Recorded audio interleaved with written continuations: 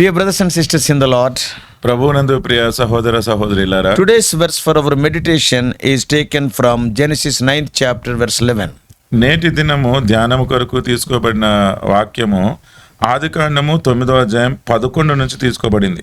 And I will establish my covenant with you. నేను మీతో నా నిబంధన స్థిరపరచుదును. This is a promise from God to Noah. ఇది దేవుడు నోవాకు చేసిన ఒక వాగ్దానం. Not only to Noah, but to all of humanity, that he will never again destroy all life on earth with a flood. నోవాకు మాత్రమే కాదు, నోవాతో మానవాళంతటికీ కూడా ఇంకెన్నటికీ ఈ ఈ జలప్రలయం ద్వారా నేను నాశనము తీసుకురాను అని. And this verse is a part of the covenant God makes after the flood. ఈ ప్రళయం అయిన తరువాత దేవుడు చేసిన వాగ్దానము యొక్క వచనంలోని ఒక భాగం. What he is telling? ఏమంటున్నాడండి ఆయన? The humanity is not going to face this type of catastrophe in future. ఇటువంటి జలప్రలయము ఇంకెప్పుడు కూడా మానవులు చూడరు. The covenant is a binding agreement. నిబంధన అనేది ఒక ఇద్దరి మధ్య ఒక ఒడంబిక. And ఒడంబడిక. And it's God who makes the promise without requiring anything in return from humanity. మానవుని దగ్గర నుంచి ఏమీ కూడా తిరిగి ఆశించకుండా దేవుడే చేస్తున్న ఈ నిబంధన. So this promise brings a sense of stability and reassurance to the newly repopulated earth. అంటే భూమి మీద మళ్ళీ తిరిగి ఏదైతే కొంత ప్రజలు జన్మిస్తూ ఉండినారో వారి కోసం చేయబడిన వాగ్దానంగా మనం చూస్తూ ఉన్నాం. Because God is making it is stable and it is assured. ఎందుకంటే దేవుడు దాన్ని స్థిరపరుస్తూ దాన్ని నిశ్చయపరుస్తున్నాడు కాబట్టి. That speaks of the mercy of God. అది దేవుని యొక్క కనికరం గురించి చూపిస్తుంది. That speaks of his commitment to preserve the life again.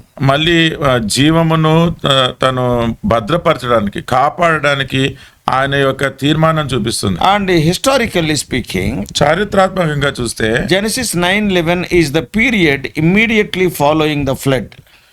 ఆదికాండము 9:11 అది జలప్రలయం అయిన వెంటనే జరిగిన సందర్భం. Because God has wiped out nearly all the life on earth due to the widespread wickedness of humanity. ఎందుకంటే మానవుల మధ్య ప్రబలిన ఈ దుష్టత్వమును బట్టి దేవుడు మానవాళంతటిని కూడా అక్కడ తీసివేసినాడు. After Noah and his family emerged from the ark, Noah మరియు తన కుటుంబము ఓడలో నుండి ఎప్పుడైతే బయటికి వచ్చినారో, we all know totally 8 people are there. అంటే ఇప్పుడు 8 మంది మాత్రం ఉండినారు. So God established this covenant to mark a new beginning.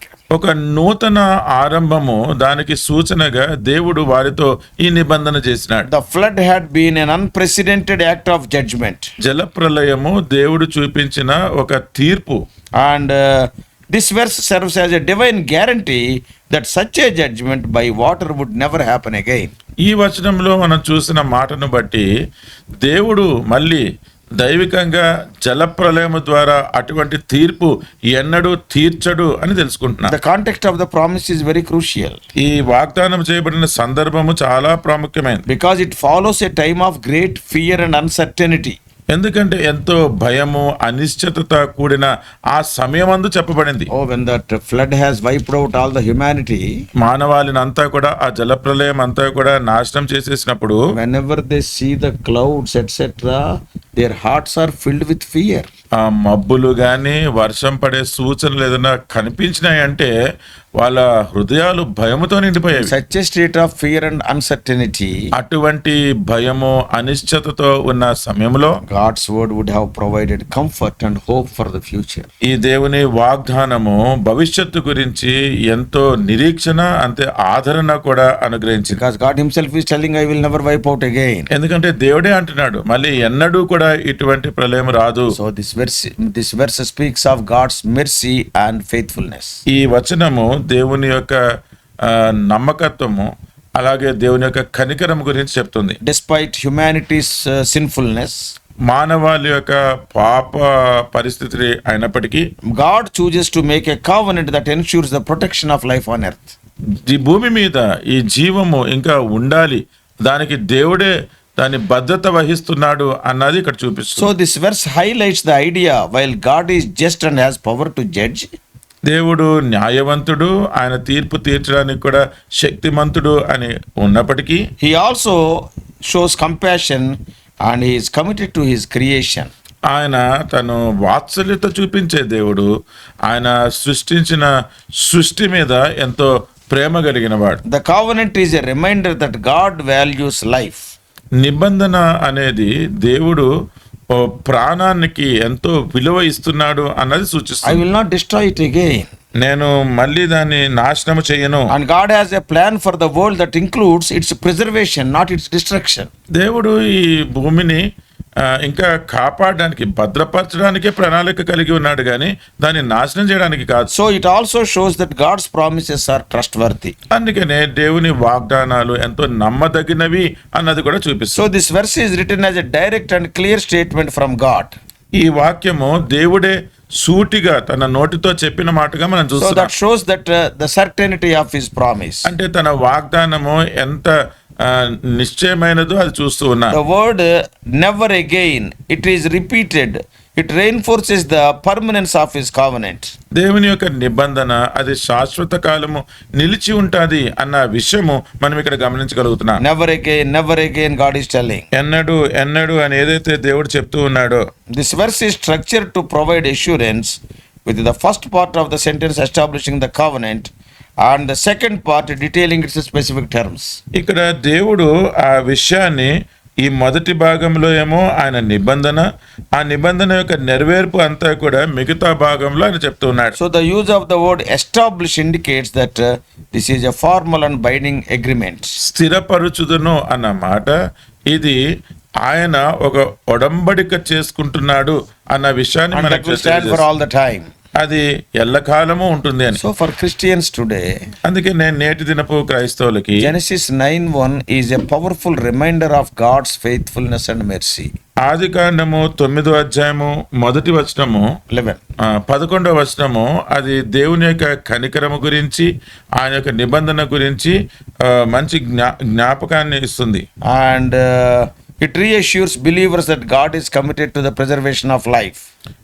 దేవుడు ఈ జీవం అంతా కూడా అది కొనసాగాలి, దాని గురించే ఆయన ఒక ప్రణాళిక కలిగి ఉన్నాడు అన్న విషయాన్ని మనకి బలపరుస్తుంది. And his promises are steadfast. ఆయన వాగ్దానాలు కూడా స్థిరముగా ఉండేవి. So this verse can also be seen as a call to trust God's word. అందుకనే ఈ వాక్యము దేవుని వాగ్దానాల్ని మనం నమ్మాలి అన్న పిలుపును కూడా సూచిస్తుంది. Yeah, we must believe that he will keep his promises. తన వాగ్దానాలు ఆయన నెరవేరుస్తాడు అని మనం నమ్మాలి. See, when we see in this world everything is uncertain. చూడండి, ఈ లోకంలో మనం చూసినప్పుడు అన్ని అనిశ్చయమైనవే. So in a world that often feels uncertain, this covenant provides a foundation for hope and confidence in God's unchanging nature. ఈ లోకం అంతట్లో కూడా అంత అనిశ్చయంగానే కనిపిస్తూ ఉన్నప్పుడు ఈ దేవుని వాగ్దానము అది మనకెంతో ధైర్యమును, అంతేకాకుండా భవిష్యత్తు గురించిన నిరీక్షణని చూపిస్తుంది. And it encourages Christians to live with a sense of security. క్రైస్తవులందరూ కూడా ఎంతో భద్రతా భావంతో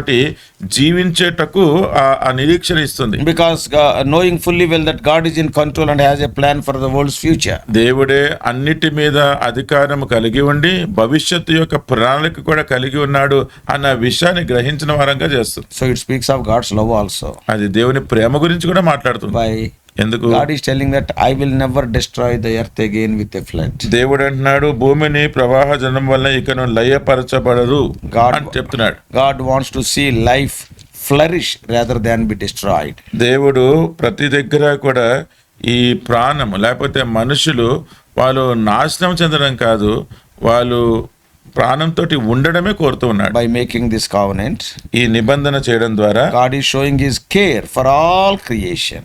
సమస్త సృష్టికి కూడా దేవుడు ఎంతో పట్టింపు కలిగిన వాడు అని చూపిస్తున్నాడు. Ensuring that it will continue to exist and thrive.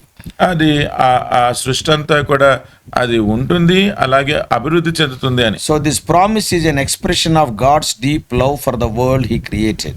ఈ వాగ్దానము దేవుడు తను సృష్టించిన సృష్టి మీద తనకి ఉన్న లోతైన ప్రేమను సూచిస్తుంది. And with that love only he seeks to protect and nurture rather than punish and destroy. ఆ ప్రేమతోటే దేవుడు మనల్ని పోషించి మనల్ని ఇంకా అభివృద్ధి చేస్తానంటున్నాడే తప్ప నాశనం So చేయగోరట్లేదు. it is a covenant, it is a testament to God's desire desire for peace and stability in the world which flows from his loving nature. అందుకనే ఈ నిబంధన దేవుని యొక్క ప్రేమ ధారలలో నుండి ఆయన మన స్థిరపరిచి అభివృద్ధి పరుస్తానని చెప్తున్న మాటలు. And in Lord Jesus Christ it will be fulfilled. అది యేసుక్రీస్తు ప్రభువులో నెరవేర్చబడుతుంది. See, just as God promised not to destroy the earth with a flood, ఇప్పుడు ఈ భూమిని ఈ జలప్రలయముతోటి లయపరచను నాశనం చేయనని ఎలా అయితే చెప్పినాడో, Jesus came to bring a different kind of salvation, one that offers eternal life rather than temporal protection. యేసుక్రీస్తు ప్రభువారు కూడా ఆయన మరి యొక్క రక్షణ మనకు అనుగ్రహించడానికే వచ్చినాడు. అది నిత్యత్వం వరకు నిలిచి ఉండేది, అంతేగాని ఏదో తాత్కాలికంగా ఉండేది కాదు. John 3:17 says, యోహాను 3:17 ఉంది, For God did not send his son into the world to condemn the world, but to save the world through him. John's Gospel chapter 3 verse 17. యోహాను 3:17 మనం చూస్తున్నాము, లోకము తన కుమారుని ద్వారా రక్షణ పొందుటకే గాని లోకమునకు తీర్పు తీర్చుటకు దేవుడు ఆయనను లోకంలోనికి పంపలేదు. Yeah, the covenant with Noah is something like a precursor what God is going to, Lord Jesus Christ is going to do in future. భవిష్యత్తులో యేసుక్రీస్తు ప్రభువారు ఏమి చేయనై ఉన్నాడో దాన్ని సూచించడానికే ఆదికాండము 9:11 నోవాకి చేసిన నిబంధన అని మనం గమనించగలుగుతున్నాం. Yeah, Jesus' sacrifice on the cross is the ultimate act of mercy and faithfulness. యేసుక్రీస్తు ప్రభువారు సిలువలో బలియాగముగా చేయబడుట అది దేవుని యొక్క ప్రేమకు అదే తార్కాణం. So the desire of the Lord we can see here. ఇక్కడ దేవుడు మన పక్షంగా కలిగి ఉన్న ఆయన ఆశ ఏంటో He చూడగలుగుతున్నాం. never wants us to be destroyed, but he wants us to come to the knowledge of salvation and experience of salvation. మనము నశించిపోవాలని ఆయనకి ఇష్టం లేదు, కానీ మనమందరము కూడా రక్షణ అనుభవ జ్ఞానములోనికి నడిపించబడాలని ఆయన కోరుతూ Yeah, ఉన్నాడు. we have to apply these Old Testament truths into the New Testament experiences. మనము ఈ పాత నిబంధనలో ఉన్న సత్యాలన్నింటినీ కూడా ఈ నూతన నిబంధనలో అవి మన అనుభవాలుగా మార్చుకోవాలి. Let us pray. ప్రార్థన చేసుకుందాం. Loving Heavenly Father, ప్రేమ కలిగిన పరలోకమందున తండ్రి, though the first world is destroyed because of the human wickedness, ఆ మొదటి లోకము మానవుని దుష్టత్వము చేత అదంతా జలప్రలయంలో నాశనం చేయబడినప్పటికీ showing thy mercy and faithfulness, thou hast saved the family of Noah.